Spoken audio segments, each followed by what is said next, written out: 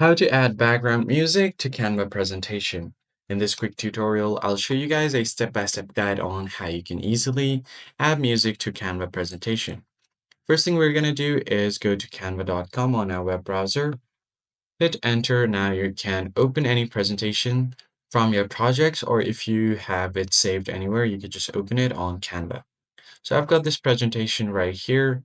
What I'm going to do now is click on this plus icon to open a new tab, and you would search here something like royalty-free music. Hit enter. You'll find a bunch of websites where you can find royalty-free music. I like this website called Pixabay. You can choose from any one of these. And then you can even search for a specific music if you want, or you can just browse through their catalog and find the one that you want to add. You could also tap on this play button to listen how it sounds. So what I'm going to do is randomly select this one right here, and then click on this download button on the right side of your screen. Then click on download again, and as you can see, it has been downloaded to your PC. Now go back to your presentation, go to uploads, then click on upload files.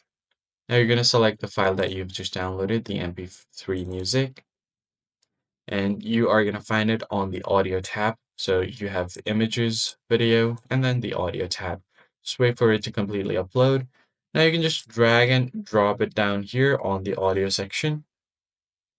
And once you've done that, you should be able to add the track and background music to your slides. So let me just bring it all the way to the left here. And if I start playing on the presentation, it will give me the background music, and it has automatically cut out at the end of the page as well. So if you want, you could also set timer, volume, and adjust everything.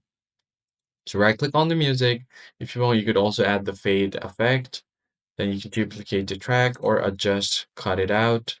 So that's pretty much it, guys. I hope this tutorial was helpful, and I'll catch you guys on the next one.